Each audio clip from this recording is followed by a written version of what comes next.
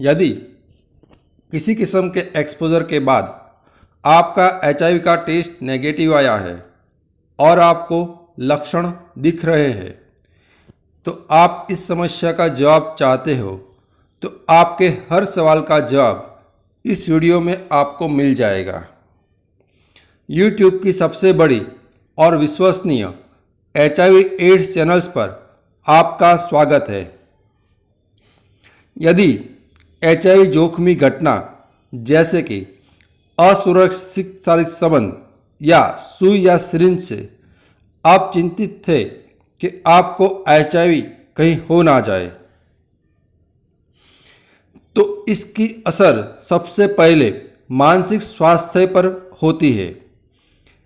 हो सकता है कि व्यक्ति को पछतावा हो, डर हो कि कहीं उसको एचआईवी जैसी बीमारी ना हो जाए, उसको अपने किए पर अफसोस हो, अपने आप पर गुस्सा भी आता हो कि ऐसी गलती मैं कैसे कर सकता हूँ। अपने परिवार के बारे में वो चिंतित भी हो सकता है और इस सभी को मिलाकर वो हताशा भी जा सकता है। फिर इंसान को चाहिए मदद, लेकिन एचआईवी जैसे विषय पर मदद लेने में व्यक्ति को तकलीफ होती है। पहला डर होता है अपनी गोपनीयता को बचाए रखना और दूसरा होता है कि इस बारे में पूछने में शर्म महसूस होना। तो फिर व्यक्ति के पास एक ही ऑप्शन बचता है कि वो है इंटरनेट। तो व्यक्ति इंटरनेट पर जाकर कितना रिस्क है, उसके चिन्ह क्या है, एचआईवी के लक्षण क्या है, एचआईवी में कौन सी टेस्ट करानी चाहिए, वो सब कुछ काफ़ी बार लंबे समय तक देखता रहता है। बाद में कहीं वो थोड़े बहुत कॉन्फिडेंस में आकर एक रिपोर्ट कराता है और वो इनमें से कुछ भी हो सकता है। या तो 17 दिन के बाद पीसीआर क्वालिटेटिव टेस्ट हो सकता है, या तो 45 दिन के बाद P24 antigen plus antibody test हो सकता है, या 90 दिन के बाद एंटीबॉडी टेस्ट किया है। तो इन टेस्ट का यह सही विंडो पीरियड है। उसके बाद फिर भी आपको डर लगता है कि मेरा टेस्ट नेगेटिव आया है, लेकिन मुझे सिम्टम्स है, लक्षण है। तो लक्षण दिख रहे हैं जैसे कि स्नायु का दर्द, ठंड लगना, मुंह में छाले होना, बुखार आना, गले में खराश होना, थकान महसूस होना, रात को पसीना होना, गले में लिम्फ नोड का बढ़ जाना, या तो स्किन रैशेस या तो चमड़ी पर चाट है, ऐसे लक्षण दिख रहे हैं। तो इसका सबसे बड़ा कंफ्यूजन का आपका तकलीफ का कारण है कि इंटरनेट पर बहुत सारी इंफॉर्मेशन है। इसमें से कुछ नई है, कुछ पुरानी है, कुछ सही है, कुछ गलत है, कुछ किसी डॉक्टर ने लिखा है, कुछ कोई डॉक्टर नहीं है उनने बताया है, कुछ एचआईवी के स्पेशलिस्ट है, कुछ एचआईवी के स्पेशलिस्ट नहीं है, कुछ को एचआईवी का एक्सपीरियंस है, कुछ को नहीं है।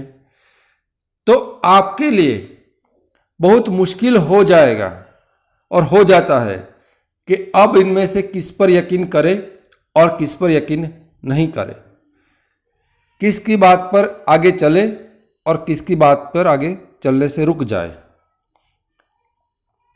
और इसी चक्कर में आप घंटों से लेकर दिनों तक, दिनों से हफ्तों और महीनों तक आप इंटरनेट पर सब चीज़ें देखते रहते हो और कुछ केस में ये सालों तक चलता है।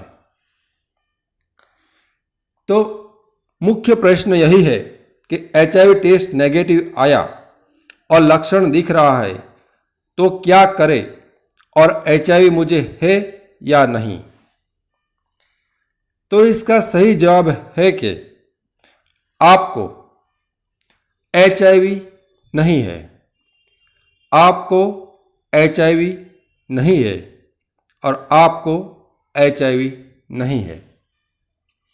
तो ये लक्षण किस कारण से आते हैं, ये सबसे पहला सवाल हर किसी के दिमाग में आता है। तो इस लक्षण के दो कारण हैं। या तो दोनों में से कोई एक कारण है।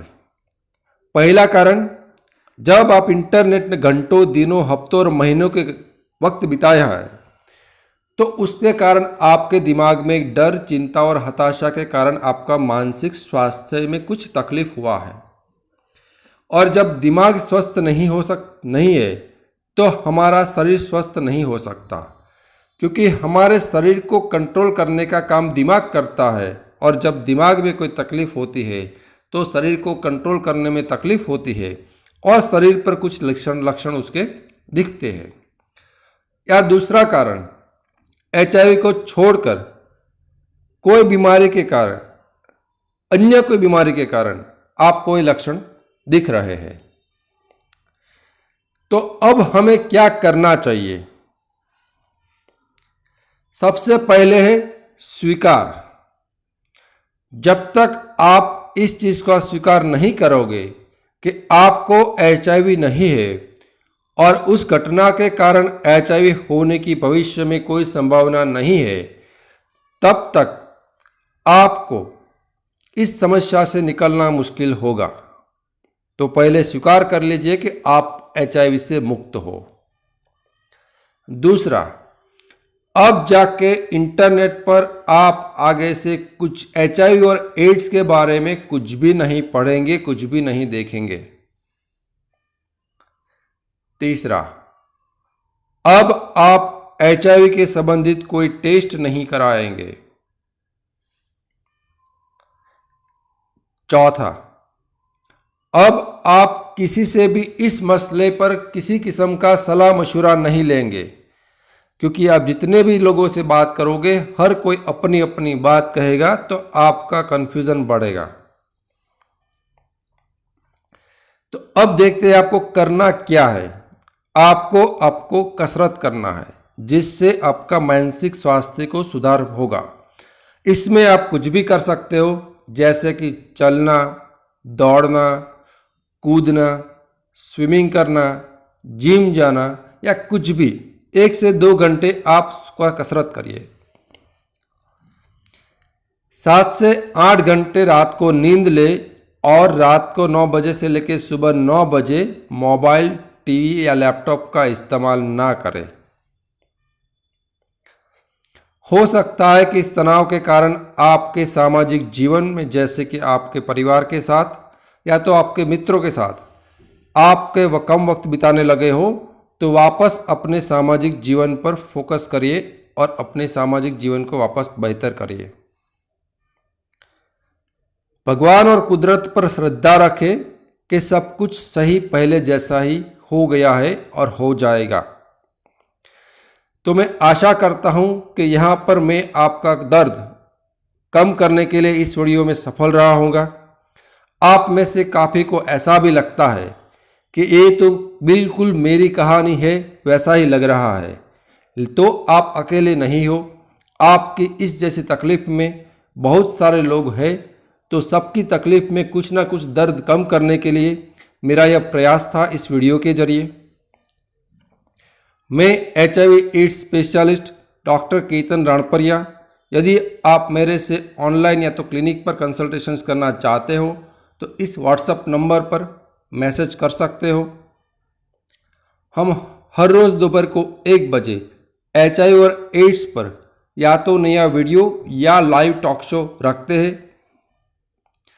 चेतावनी, यहाँ पर कही गई बातें एक आम जानकारी के लिए है। समय के साथ विज्ञान बदल सकता है। किसी भी जानकारी को अपने जीवन में लागू करने से पहले HIV एड्स स्पेशलिस्ट डॉक्टर से व्यक्तिगत रूप से राय लेना अत्यंत आवश्यक है। फिर से हम मिलेंगे एक नई वीडियो, एक नए टॉपिक के साथ। Thank you.